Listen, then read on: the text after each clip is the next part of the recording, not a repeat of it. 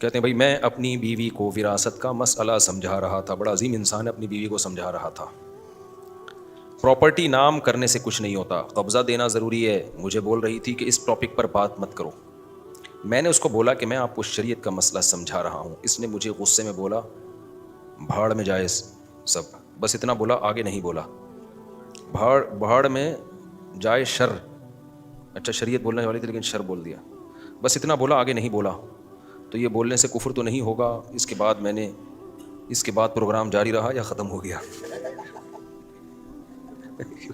خیر انہوں نے نہیں لکھا, یہ میرے منہ سے نکل گیا. اس کے بعد میں نے فزیکل ریلیشن بھی کیا, تجدید ایمان, اور یعنی پروگرام پھر بھی جاری رہا ان کا. تجدید ایمان اور تجدید نکاح کے بغیر, تجدید ایمان کی ضرورت تھی یا نہیں تھی؟ کر لیں تو کیا جا رہا ہے تجدید ایمان تجدید نکاح میں؟ عورت توبہ کر لے, اب میں اللہ سے معافی مانگتی ہوں, اللہ میں نے غلط الفاظ کہے, اگرچہ پورا جملہ نہیں کہا لیکن توبہ کرنے میں کیا جا رہا ہے بھائی؟ بری بات تو ہے نا ایسے بولنا, تو توبہ بھی کر لے اور احتیاطاً نکاح میں تجدید کر لیں, کیا جا رہا ہے؟ کوئی مشکل کام تھوڑی ہے. نہیں نکاح تو نہیں ٹوٹا, لیکن احتیاطاً کر لے میں کیا جا رہا ہے؟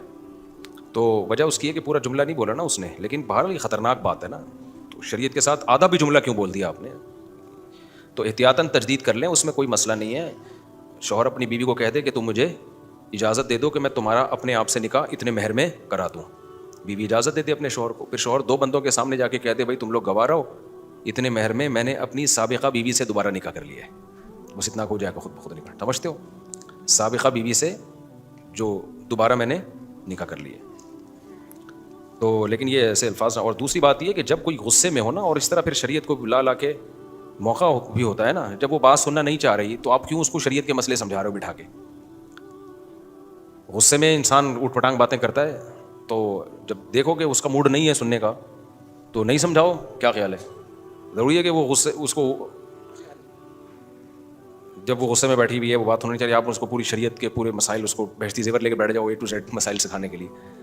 تو عورت نے بھی غلط کیا اور شوہر نے بھی غلط کیا کہ ایسے مسئلہ جو علم سیکھنا چاہ رہا ہو اس کو سکھایا جائے گا, جو نہیں چاہتا تو اس کو ٹھوکنا یہ ٹھیک نہیں ہے.